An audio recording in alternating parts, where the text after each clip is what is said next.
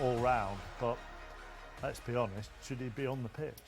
Well, I think if Stuart Atwell gets the first one right when he gives him a yellow card, he puts himself in a position, Stuart Atwell, because I don't think the first one is a yellow card when he goes in here. Bergvall, this was one on Luis Diaz. The only thing I would say with Bergvall, it gives Stuart Atwell an opportunity, a decision to make, and I think Stuart Atwell got that one wrong. I don't think that was it, the yellow card. I mean, when we go to the second one with Tsimikas, I've got no defence for Bergvall. I think that was this one here. You see he lunges, he catches Tsimikas, and that one should have been a yellow card.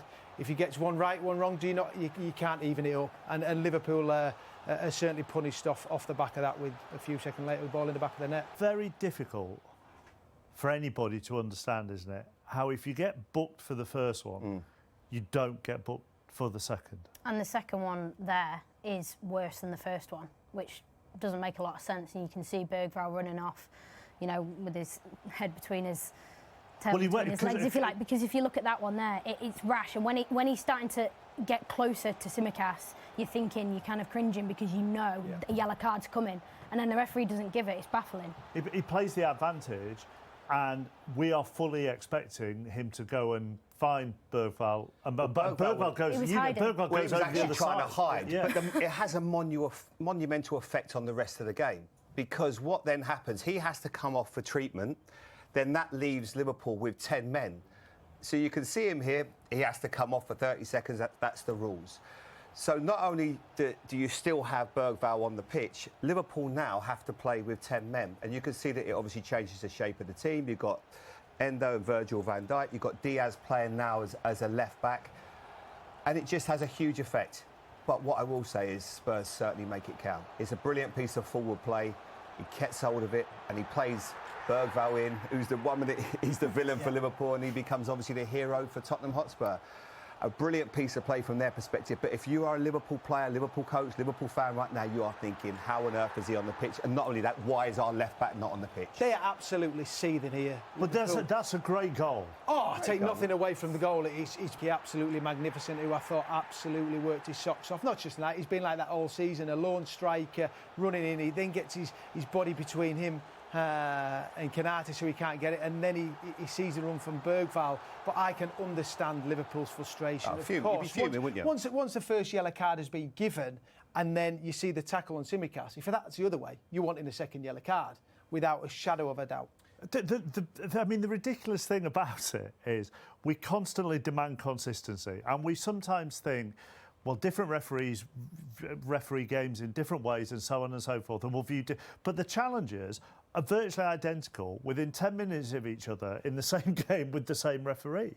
So in that sense, you can legitimately ask, where is the consistency? Well, I'm not one for the fact that if the referee felt something inside him where I maybe shouldn't have given a yellow card for the first one, I don't think you can then carry on the game and go, well, I'm going to make up for it, and not book him for the second one, which is, for me, a more obvious yellow card than the first one. Yes, on the first one, he doesn't really make contact, but he's running at speed, Diaz, down the wing. He gets away from Bergvall, and there's minor contact, if any, but the referee's seen it and gone, yep, that's a yellow card. And it's the second one for me. It's 100% a yellow card, and therefore he shouldn't be on the pitch, and the guy's got the winning goal. But Do you think the first one's a yellow card? Well, but it becomes irrelevant, doesn't it? It does, but do you think the first one... But what I will say is, I think what saves Bergvall is that they pay an advantage. I think if it would have been an initial foul, he blows up, I think all the players would have got round him, and I think it would subsequently been a second yellow card. But I think because there's such a long passage of play after it, I think that's maybe what ends up saving him.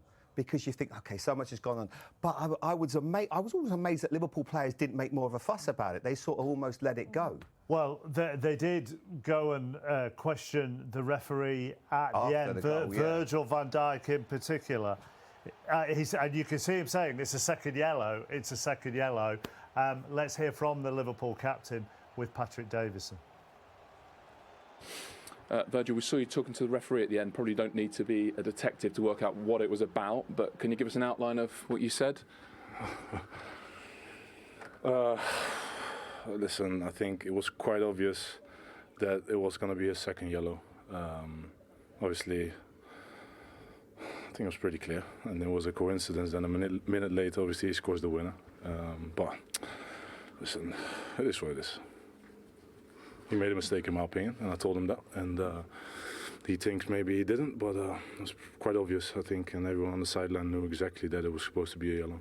Yeah, I mean, on top of the fact that, yeah, I think everyone would agree, should have been a second yellow. Am I right in thinking you were then without Tsimikas on the pitch at that second that the goal goes in?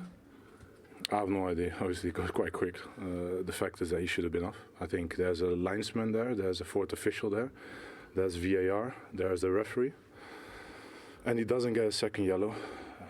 I'm not saying that this is the reason why we lost, of course, tonight, but it was a big moment in the game. Okay, what was the reason then that you lost? Obviously, you play against an intense team with good attacking players. They can make it difficult. You keep running. I think we created good moments, good opportunity at times. Not really clear-cut chance, in my opinion, but still enough that we could have scored. Unfortunately, we didn't. It's quite cliche, but it's half-time now, and I'm looking forward to the game back at Anfield. As a team, would you say a level or two below your best tonight? A level of 2, I'm not sure a level of 2, but obviously at times I think we could have done better. But that's part of football as well. We try to play our best game ever, every one of us, and at times we played through them nicely, and we created some 1v1s on the side and some dangerous moments, but they were able to defend it much better than they did when we played a couple of weeks ago. Yeah, we move on, we take it on the chin. Like I said, it's half-time, and we have another 90+ minutes to go, and like I said, I'm really looking forward to that. Thank you, Virgil. You're welcome. Thanks for coming out, mate.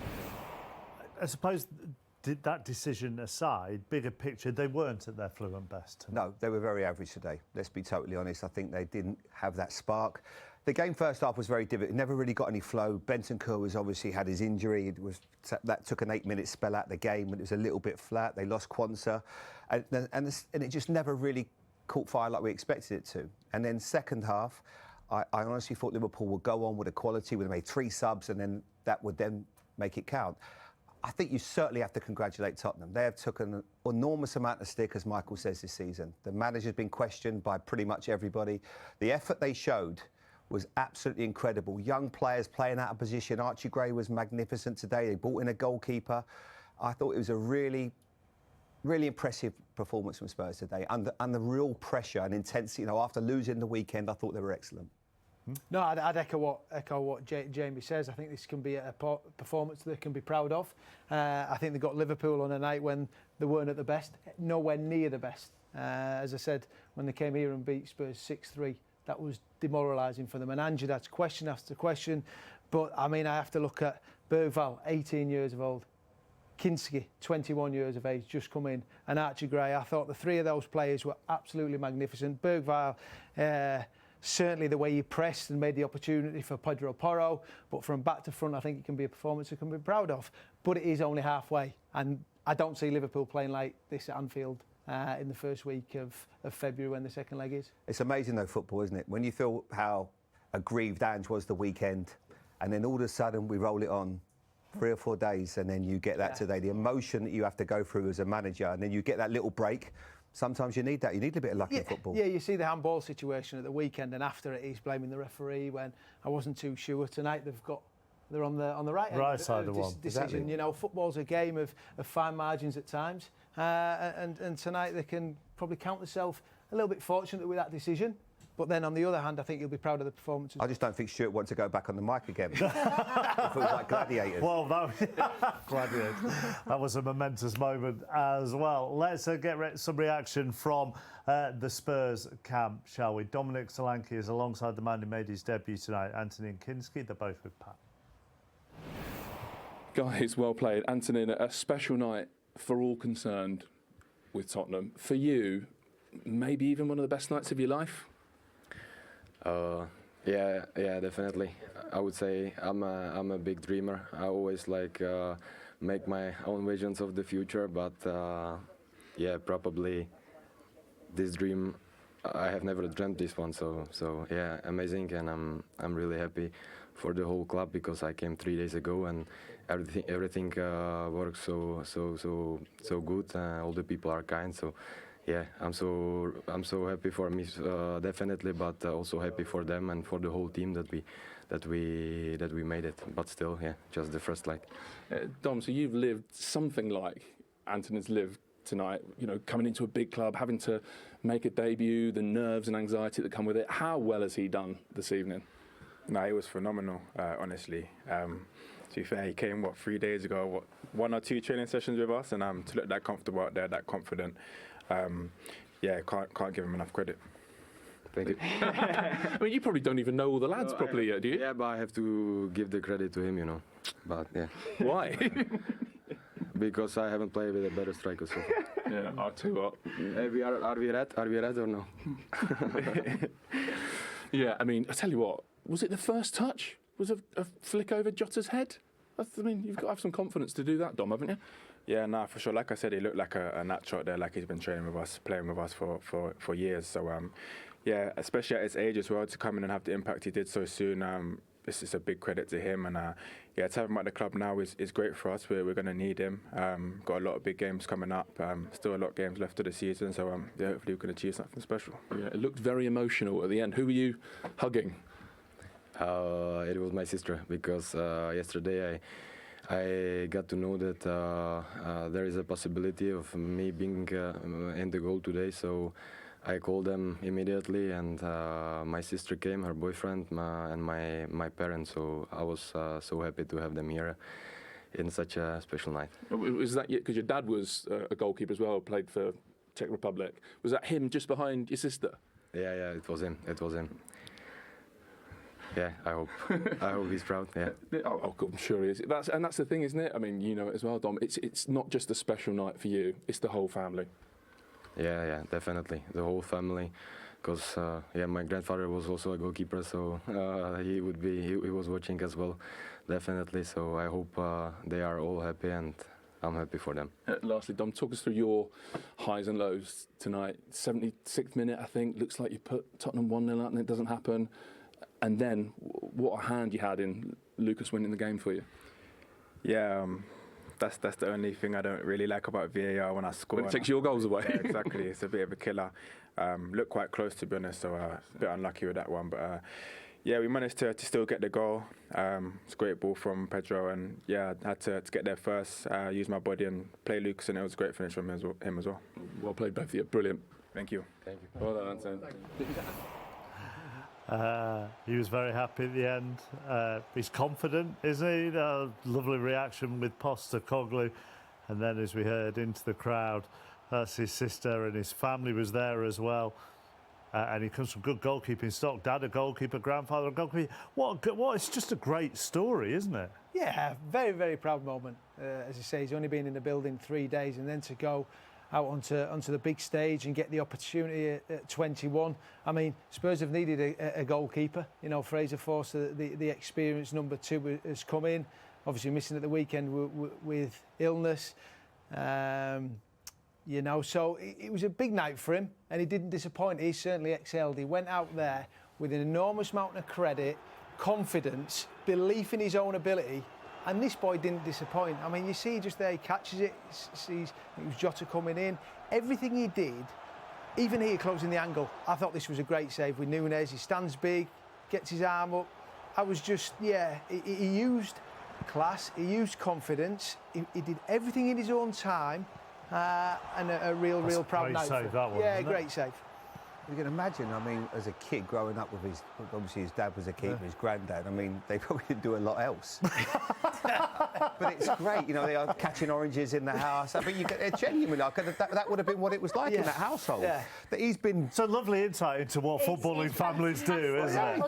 He's been born into the game, you know, and it gives you... But even what I like all of that. I like what you just shown there, but I also like how he was with everybody when he walked off, and he's high-fiving people. He's obviously got a nice way about him. He's enjoyed the moment. I mean, he's an incredible talent, 21 years of age. He needed a bit of luck, obviously, with Trent's shot, when you get one of your centre-backs gets in the right position for you. But all in all, what a debut for him. But also, what we expect from goalkeepers, and particularly what's expected from them here, and to only have those 3 days and to understand where the position of your teammates are when they need you to have the ball at your feet, that's where the credit is. Yeah, I think it's common knowledge now in modern football that goalkeepers need to be able to play with their feet, and you know he's not had enough time to. He's obviously been recruited at Tottenham for a reason.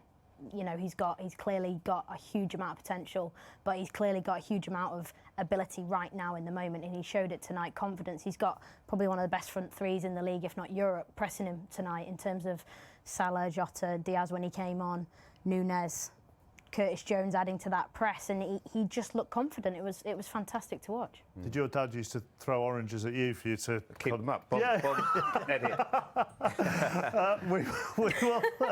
We will hear from both managers on the way Tottenham winning the first leg here by a goal. Till Arne Slot not happy with various things tonight. I think Ange Postecoglou might be a little bit happier than he was at the weekend. See you after the break. As he timed his move well, Dominic Solanke scores! The flag stays down, it all depends on VAR now. Well, we've got VAR in these semis, so we'll know for sure. After review, Dominic Solanke was in an offside position in the build-up to the goal. My final decision is offside. Well, that was the momentous moment. We first heard the referee on the tannoy in the stadium so that the fans knew what was going on. Anything? Did it work? Well, it worked. But I mean, they knew it was coming back for offside anyhow, didn't they? But It's not for me. I know we have to move the game on. You know, VAR. Fans don't need to know it's an offside. They already know it's an offside. They said no goal. As soon as they see him kick off there, they know it's not their goal. I don't think it's adding anything to the game. All it's doing is making it very difficult for referees. I'm sure if you asked them, are you enjoying that? Absolutely not. it was actually difficult to hear at that moment in here because of all the boos over him, wasn't it? You couldn't hear him as much. Right, let's get some thoughts from Ange Postecoglou. Here he is with Patrick Davison. Well, Ange, firstly, because obviously a player's health is more important even than a win like that, how is Rodrigo Bentancur? Yeah, look, obviously don't have all the information, but my understanding is he's conscious. He was conscious kind of when he got to the dressing rooms. Obviously, we took him to hospital just to get checked over. Yeah, worrying and always a concern, but from what I know at this stage, yeah, he's hopefully be okay. It is at the time, isn't it, when you see something like that, really distressing sight. How hard then after that for the rest of the group to refocus and go again? It's just our lot at the moment, you know. We're having to deal with adversity all the time. We started the game awfully well, you know, almost scored just before that moment, and then you know, obviously we lose a key player, and in those kind of circumstances. So, but you know, this lot are nothing if not resilient. They just keep going, and they did today. Yeah. So to the game, you said in your pre-match, whatever energy they've got, they will give it. They absolutely did, didn't they?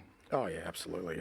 They have been, and it's incredible when you think of, you know, we've got a couple of 18-year-olds out there, one playing out of position, you know, a left back who's not a left back, a goalkeeper making his debut.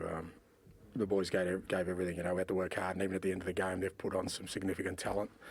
You know, we can't make those changes, but the guys kept going. We've got a deserved goal over it. Yeah, your goalkeeper, young goalkeeper, 21, Antonin Kinski. I mean, he's going to fit right in, isn't he? What a confident lad. Yeah, no, we kind of sensed that. You know, I certainly did when I had my first chat to him before we signed him, and yeah, it's a big part of it. You know, when you're thinking about, you know, maybe I downplayed it before the game, but you know, that's a big occasion for a young man. First time out of the country in such a significant game against a massive opponent. He handled himself outstandingly. Yeah, and when you say and have said through the difficult moments, you know, there's a team in there. You see that with the young players tonight. I mean, Lucas Bergvall, not just the goal. Outstanding. Yeah, he was. Yeah, I mean, I've just seen so much growth. It's just that's been masked by our poor form, our results, you know. But I've got no doubt we'll get through this period, and we'll get our players back. And what we'll have found is, in the meantime, we've got some real players ready to sort of turn us into the team we want to be. How much did you enjoy the goal? The work from Dom Solanke is top draw. Yeah, unbelievable. Again, I don't know where he gets the energy from, and you know, at times I feel sorry for him, you know, just to give him a bit of a break, but he just keeps soldiering on, you know, against two pretty big centre halves there, and he still had the composure and unbelievable finish. Look, I thought we deserved it on the night. You know, there was fine margins. The offside was, you know, just so close. We had a great chance before that. So, you know, I think we deserved the victory, and really pleased the players get rewards. Yeah, I could see you shaking your head when the goal was disallowed. Is that just general dislike of VAR? Did you spot something particular or specific with that decision? If you're under any sort of illusions, yeah, total dislike. My comments from the other day, the rule is, and we've been told for quite a while now, that if advantage gets played, as long as it's not a cynical tackle, then the yellow card doesn't, because we've been screaming for it for the last 2 months. It's happened to us consistently. Have a look at our games. And we've asked the officials, and they've said, if we play advantage, as long as it's not a cynical tackle, then the yellow card doesn't get paid. Now, to me, that was pretty clear. Okay, so it's lucky you didn't get your way and no one listened then. No, I'm saying, well, that's the rule. So we've had the copper for the last 6 weeks, and we kind of abided by the rules today. So given the context, everything around, I know it's only half-time, but this goes down as a special night, doesn't it? It does, because the players get rewarded for, you know, what they've been through for the last 2 months. And, yeah, you're right, we haven't sort of done anything. It's only half-time, and, you know, going to Liverpool's not easy. But just that feeling of having a really strong victory against a top opponent, I want the players to feel good about it, because, you know, they've put in a massive shift this last couple of months with little reward, and it hasn't been through the want of trying. And that second season trophy just a little bit closer? Okay. All right, yeah, well, you know, people can keep sort of mocking me about it. I'm absolutely not doing that. We'll see.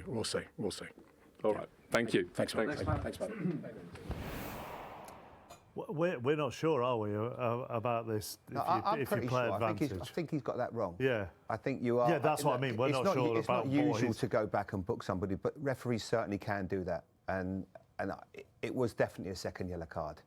But you know, he's obviously spoken to someone. I think when you speak to referees, I think most of them would say that I've seen it happen, and I think that's probably what ends up saving him, the fact that a lot happens after that. But I think if everyone would say that is a second yellow card. It's a cynical tackle. I thought he might have come out and said he was unfortunate to get the first one, not the fact that. I mean, for me, it was a clear second yellow card. The second challenge was a yellow card, so that was a surprise for me. I thought he might have gone down the first one. Yeah, that's the first one. I mean, the other thing with what he said was, unless it is a cynical tackle, you could argue that is a cynical tackle. You could argue, couldn't you, Izzy? It's a very cynical tackle. We're trying to stop a counter-attack. He's stopping a counter-attack, but you can see it happening before it happens, because you know that he's already on a yellow card and you think he's actually going to get sent off here. And even after the play resumed, you just see this happening a mile off. He's trying to stop Tsimikas. He's on a high. He's had a fantastic game. It's a late challenge, a yellow card. It doesn't get given, and then ironically he goes on and scores the winner. Just one final thing on Tottenham. When we look ahead to the second leg, and we mentioned it earlier, there are a lot of players who've been missing tonight and have been missing recently. Suspension, injuries, illnesses. Several of them will be back for that second leg. Yeah, and that is huge. I said they couldn't win the tie tonight, but they could lose it, and I believe that. I mean, tonight was. You also said it'd be 6-0. No, I said it couldn't. No, I was here when it was 6. Yeah, no, I mean, a lot of the Spurs fans will have been coming knowing that only happened just before Christmas, and that Liverpool can do that to the best. And Spurs have been depleted with injuries, confidence, you name it. And then they had another setback when Benson Kern got injured so early on in the game, and they reacted tremendously well. But there's an awful long way to go in this tie. Believe me, go into Anfield, it's a tough. I wouldn't have picked 1-0 today, though. No.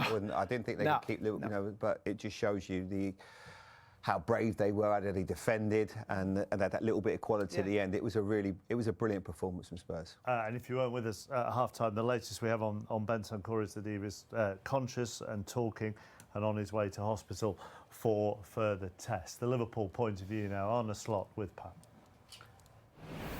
Well, Arne, you're usually able to walk into these interviews and provide a very calm analysis. Is that a bit more difficult to do this evening? No, not at all. It's 15, 20 minutes, half an hour after the game, so it's not so difficult to be calm. The moment it happens, it's more difficult to stay calm. But afterwards, you have to accept the decision, and that's what we have to do. Yeah, well, okay. I mean, obvious question, I suppose. What do you make of the decision not to give a second yellow to Lucas Bergvall? I think everyone who stands in front of camera will tell you that it had a big influence on the game. It didn't feel to me as if we were ever going to lose here. You never know. In the moment, things can change. This is what we saw. So it was the decision he made had a lot of impact, of course, on the result tonight. And yeah, there's nothing else I can say about it. It is. I think everybody would tell you this. Yeah, there are loads of consequences that kind of ripple out from it. One of them being, Tsimikas is then not on the pitch to help you defend the goal. Yeah. That is in general a rule I definitely don't like. Not only about today, but it happened during this whole season, that if a player is injured or gets a hard tackle, it's not always necessary to give a yellow. Maybe this time he did, but not always necessary to give a yellow. But if a player then gets treatment, then he always has to go out for 30 and sometimes 45 seconds. I don't really understand why this is always necessary, but okay, it's a rule, so I accept it. Then conceding it and even the player scoring it, that maybe should have had his second yellow card, is not only for us not ideal, but I think, of course I don't know. I think maybe even the referee was like, is this really happening? Is he scoring now that goal? But he couldn't change it, and he didn't have to speak to the whole stadium why he made the decision, because it wasn't a VAR decision. Have you spoken to him now in the tunnel? No, the fourth official told me that why he thought it wasn't a second yellow, and of course he heard that probably from the referee. Then when we came inside, Robbo was asking the referee, what we can say about it is that he said he didn't stop the counter-attack. Now, every manager would prefer, of course, a second yellow compared to a counter-attack that goes on without one player and that still has to go 80 yards maybe. And then the second thing is, if you stop a counter-attack with a reckless challenge, then he could still give his yellow, but he didn't see it as a reckless challenge. And probably that's the second thing we can debate about. So yeah, it is what it is. The positive thing for us is that we hate to lose. I hate to lose. But the good thing is, if you ever have to lose, it's better to lose when there's still a second leg to be played. Why was it such a different game to the league match here 2.5 weeks ago? I'm not so sure if it was such a different game than it was back then. The biggest difference is that we saw 9 goals back then and we only saw 1 today. But I think it was, again, a game where both teams wanted to press the other team high. Again, it was a team where both teams wanted to bring the ball out from the back. And chances, but not as many as the last time. But for me, I like this performance from us a bit more than the one on Sunday. But it's also a completely different game, facing a team that wants to play the ball out from the back, facing a team that plays with 4 attackers instead of 2, facing a team that presses high instead of a low block. So, yeah, that's also completely different than last Sunday. In possession, would you say tonight, not quite at your best, or is that down to what you've just outlined with the way Tottenham press, the number of attackers they have? Sometimes if you play with more attackers, that doesn't help you, not always in the way you press and in defense. So that's probably not the excuse, but we always knew that they would come up with a reaction after the 6-3. We always knew how important this is, not only for the players but also for the fans over here. So we could expect maybe something else. But I do agree with you.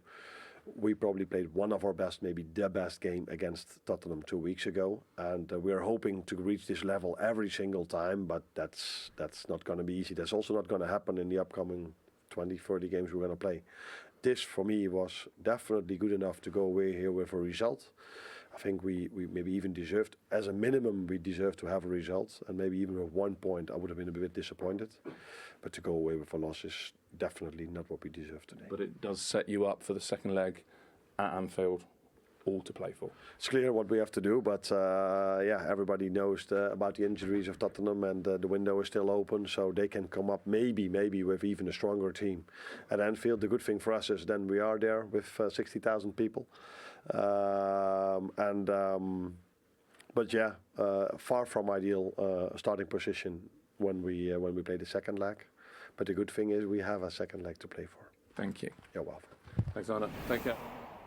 I mean, it is set up brilliantly, isn't it, for that second leg? The atmosphere and the needle around Anfield, given the way that winner was scored will just go up a couple of notches. Yeah, and Virgil van Dijk, when he did his post-match interview, was already referring to it, and it's in 4 weeks' time. There's plenty of games to be played between now and then, but like you say, I mean, that adds an added spice to what will already be a fantastic game. Yeah. Yeah, absolutely. I mean, it has been, obviously Sunday was tough with the result, 'cause I think everybody in that stadium thought they were going to wipe the floor of Manchester United. It didn't happen. Today, I certainly felt that Liverpool, with the team that he picked, would have won this game. They go to Accrington, at home in the FA Cup, and then a huge game next midweek against Nottingham Forest, who have been in fantastic form. That's a real challenge. It's a case of digging in now. This is I wouldn't call it a wobble, but it's been, you know, a tough 3 or 4 days for them. So they've got to make sure they get their concentration back. Still a lot to be played in these. And I think the same with the game we watched yesterday as well with Arsenal. That isn't over yet. It's going to be a really tough game for Newcastle. They've got to get across the line. But what Michael said it at the start of the show. He said, just give themselves something to go on for Tottenham Hotspur, and that's what they've certainly done. Oh, 100%, Jamie. Yeah, they can be proud tonight, like we've said, and they take the lead to Anfield on February the 6th. But the other positives from saying, you mentioned some of the young players. You mentioned the goalkeeper and Archie Gray and Bergvall, but also those players who have maybe been more squad players over Jed Spence playing as a left back. Dragusin, who's been in and out and had to go off at the weekend with illness at half time, was excellent alongside Gray. And these players have been questioned well over recent weeks, and it's all well and good talking about your Mickey van der Vens, your Romeros, your Vicarios. How much these players feel?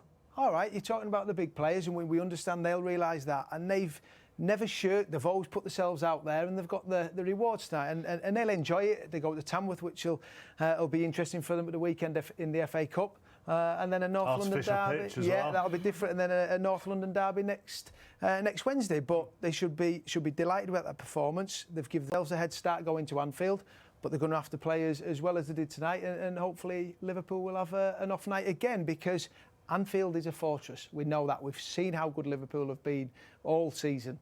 But it's Spurs night tonight.